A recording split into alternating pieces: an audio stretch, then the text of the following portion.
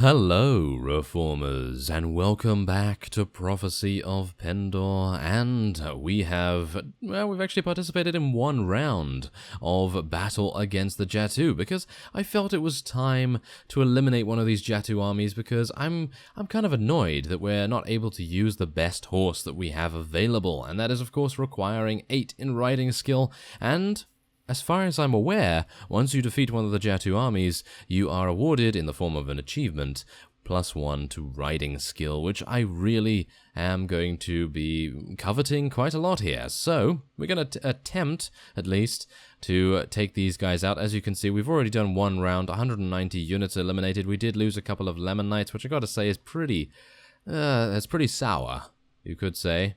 It's pretty sour. You get it? Well, yeah, if you add sugar, there's lemonade, but, well, whatever the case. We now have 190 units less to deal with, and they have 450 remaining. Well, 449 technically, but yes, who's counting? So, let's head on and, experience another -1 battle advantage. We actually had -2, I think? -2 battle advantage when we entered previously, and can you believe that I actually survived? Yes, you saw the casualty report. I did not die. Can you believe it? I don't know. I don't know what's going on there, but there must be some sort of Twilight Zone invulnerability surrounding Beartilt right now. Of course, we still do not have our helm because it takes 28 days, as far as I'm aware, so I'm gonna head back to... Wait a minute. Oh, yeah, I think our castle is actually available, isn't it? Our Knighthood Order castle, because if it's not, we're gonna be in... Yes. Yes. Yep, that happened. That definitely happened. I'm actually really gobsmacked about that, because literally, I jumped, and he was still able to skewer me on his huge pole. I'm not entirely sure how he was able to do that. I guess he just had a really, really hard pole, and he was able to use it to extreme effect. Obviously, he penetrated us pretty hardcore there, and I'm not particularly happy about that, I have to say. I'm gonna need some tea and a sit down. Actually, maybe it's gonna be a bit painful to sit down now, I don't know, but yeah, that is pretty bad. That is pretty painful. But as I was saying, we do still have control over the Knighthood Order Castle, and the reason why I say a little bit of speculation about that, a little bit of speculating going on, is mainly due to the fact that the Empire has declared war against the tea time troublemakers. So I'm pretty disappointed in them, to be honest, because obviously making peace with them beforehand, that was great. That was absolutely fantastic to see that they wanted to make peace. But now it is, yes, now war has broken out once again. As we know, war never changes. So, they have begun raiding our villages and besieging various fiefs, and, well, that is just in general all around disappointing to me, but yes, thankfully enough, they haven't really besieged anything that I can currently see is very valuable. They did attempt to take Valashield Castle, which, well, I was actually stationed in. I decided, oh, you know what, I'm going to go to Valashield Castle and wait and see whether there is any Jatu armies running around there, and I found one with over 1,000 units, and I thought to myself, no, we can't do that. We can't do that because, well, we don't have enough biscuits to throw at them, really, but we have enough for the 600 army. So I decided to pursue those fellows, and then the Empire ran away from Valashield Castle for some unknown reason, and they decided not to siege it anymore. So, yeah, there's been a little bit of drama going on. I've replaced, I think 3 or 4 bakeries with weaveries and dye works. So I'm pretty happy with that, because that is going to give us, I think, I don't know, 200? I think 200 or 300 more profit every single week, but it is going to take 14 days to, oh, is it 7? Oh, it's 1 or 2 weeks for them to build their dye works, and hopefully that is going to result in us getting a little bit more money every week. Now, I was hoping, as I stated in the previous episode, for us to get a little bit more profit going, because, well, we saw previously that we were losing, I think, almost 3,000 of our currency, and I'm pretty, yeah, that's pretty bad, isn't it? Yeah, that's pretty bad. But we have recently now just gotten a small profit. 300 in actual fact. 300 profit, which I gotta say is pretty good. I gotta say it's pretty nice, but unfortunately, now war has broken out once again, and villages are, of course, now going to be raided even further. So, let's hope that in this particular bout, I will be able to survive. Now, the funny thing is, in the first round, I decided, oh, you know what, I'm just going to charge in there and see what happens, and I just took 5 damage. That's literally all I took. I took like 5 or 10 damage. And as soon as I begin a recording, yeah, that's what happens. I get skewered in the face, my horse gets skewered in the face, and yeah, just in general everything goes wrong. So what we're going to do this time around, we're going to actually employ the same tactic that I used in the first round, and that is literally just to charge in, because we have an overwhelming amount of cavalry. We have 50 cavalry. I'm pretty sure they will not have that many cavalry any further, and as you see, they actually have highwaymen and various other units, but we're trying to get our milk sergeants into a nice position too. Let's get some ranks going on as well, and we're going to head on behind them here and actually deal some nice damage for once. Ah yes, here we go. That's a lot better in my opinion. And we may get some casualties, yeah, we may get some casualties, but they will take even more. So, that usually is a good tactic, at least when you have a huge amount of cavalry, and, well, I think that's not bad. Now, I'm a little bit worried about the fact that we are still going for throwing weapons with our Lemonites. Yes, sure, okay. It can work very, very nicely. However, we really don't even have any power throw skill. We have no power throw skill whatsoever. So, well, we have 2. We have 2 with them, and I'm pretty dubious about that, I suppose you could say. I'm not particularly happy with them only having 2 when they're using throwing weapons. Of course, they can actually use very, very good throwing weapons. They are using the same throwing weapons I'm using, but I have, what is it, 7?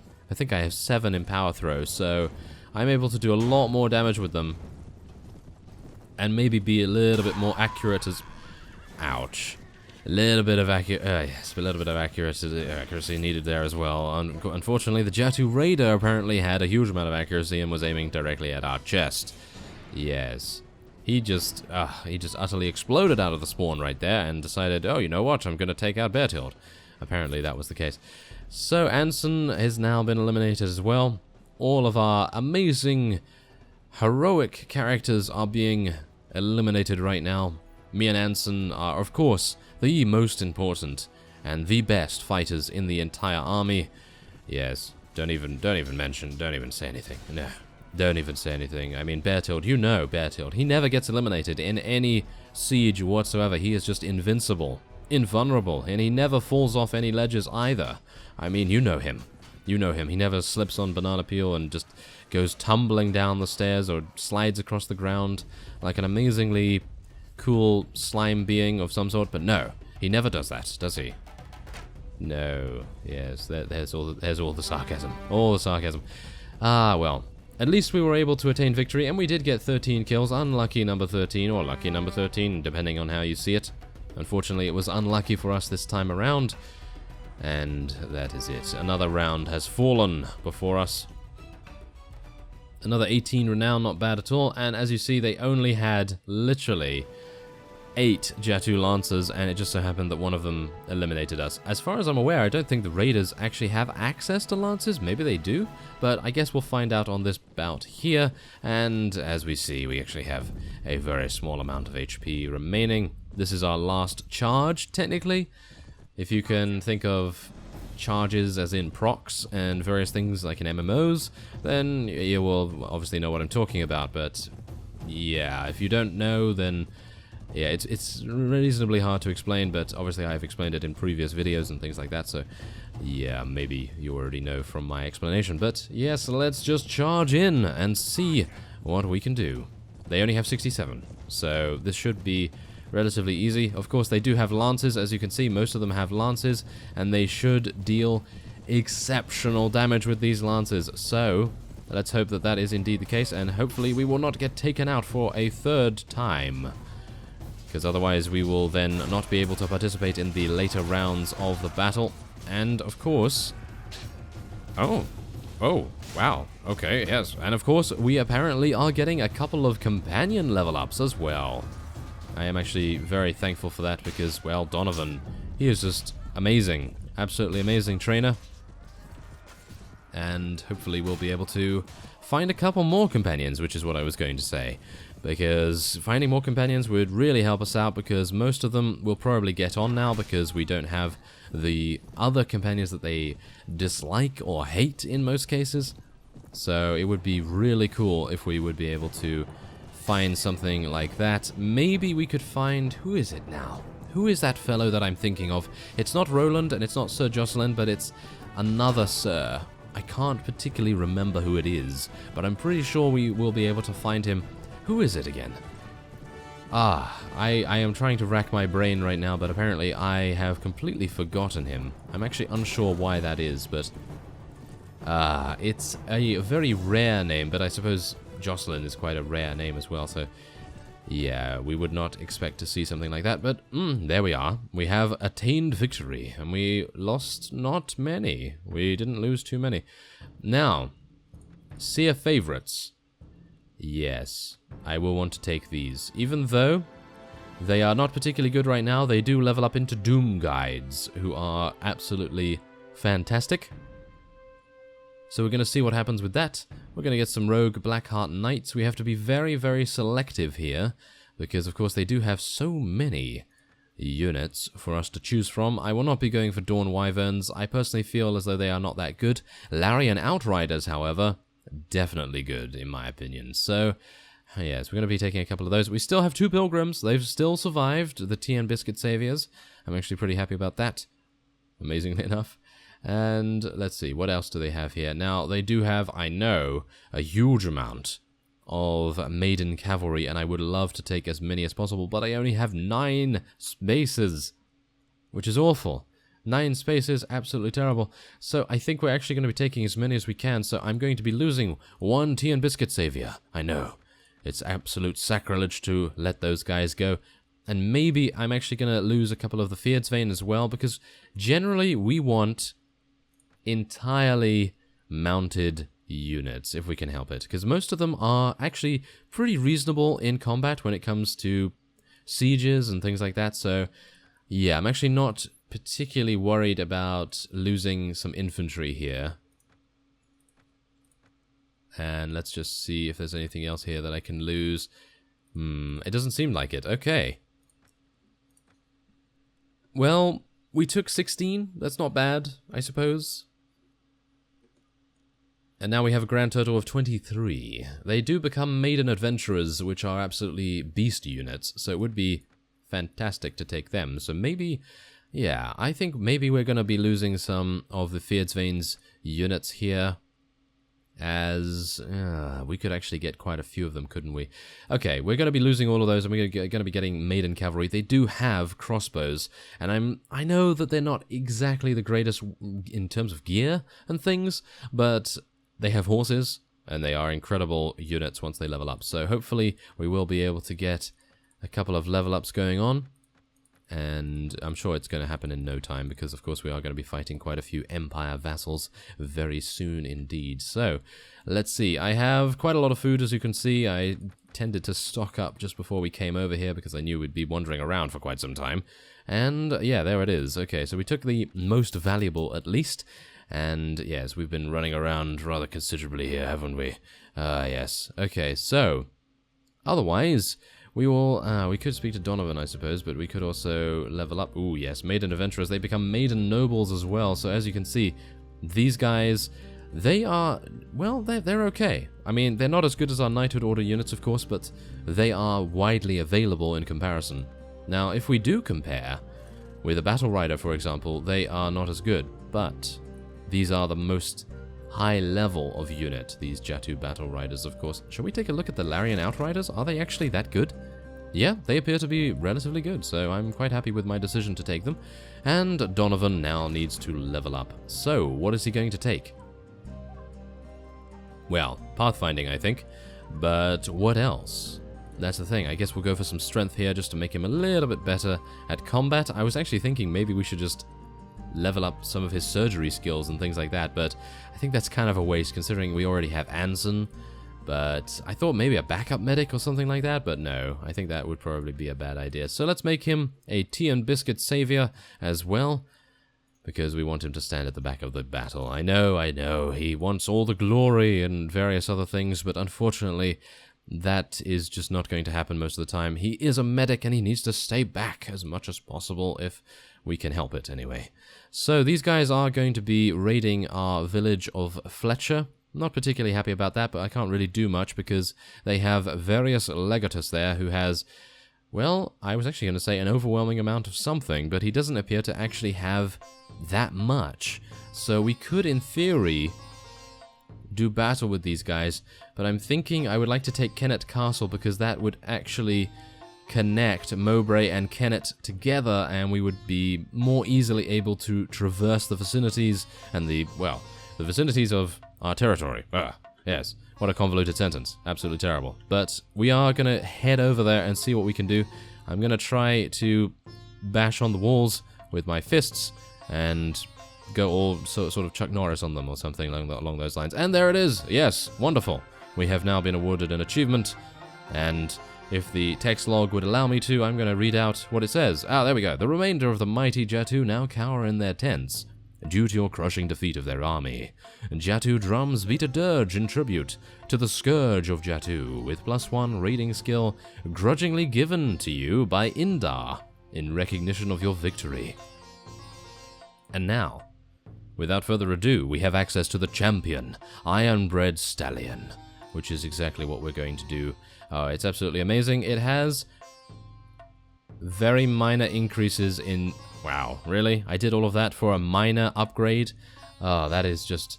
that is unfortunate. That is really quite unfortunate. But it is the best horse that we can currently get, apart from Noldor, of course, so I'm not incredibly disappointed.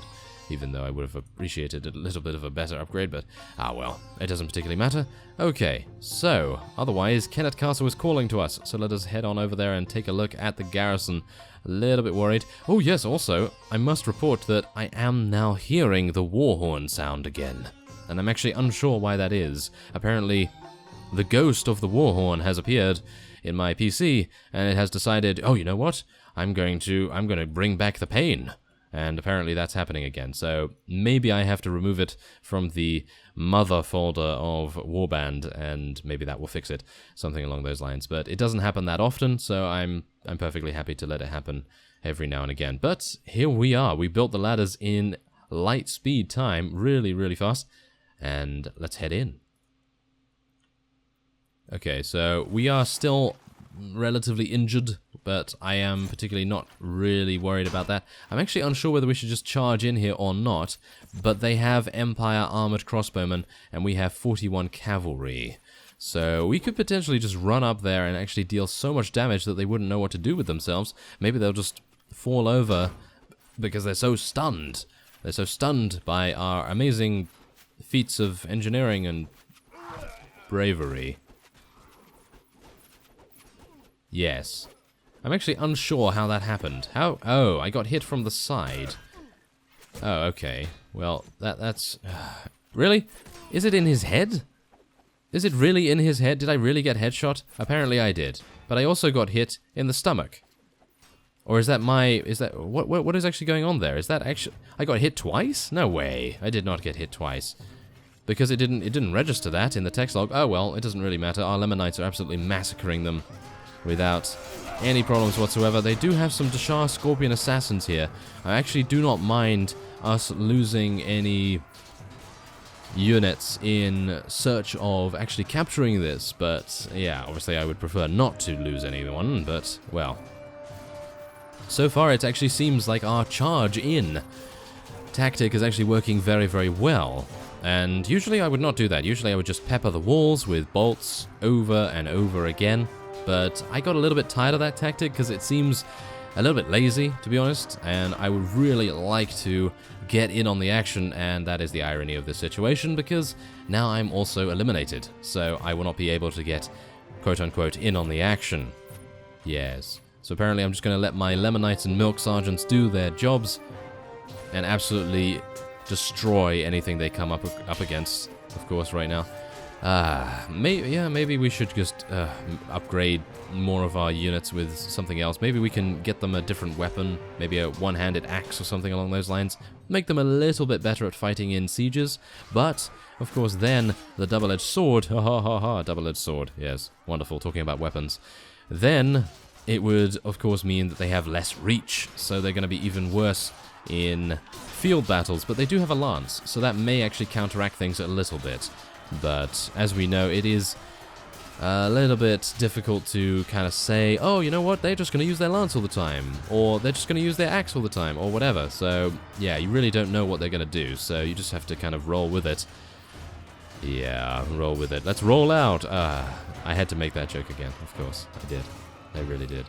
But, I've got to say that we're actually doing relatively well, and do we have a Tea and Biscuit Savior on the battle? Yes, we do. We do have it on the battlefield. So I think what we're going to do is we're actually going to select these guys and tell them to run over here. Wait a minute. How can I tell them to... Oh, I can't even see. Oh, yeah, that helps. That is wonderful. That is absolutely fantastic. So, where am I, actually? I'm over here, am I? Or something like that? I really want to tell them to run outside again or something along those lines. I'm hoping that I can keep Anson alive and maybe our... good luck charm, the Pilgrim, the one Pilgrim that is no doubt going to survive every single battle until the end of the game.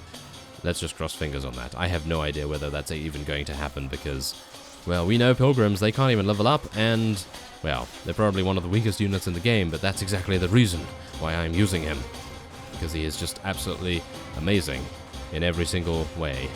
Yes. Okay, well...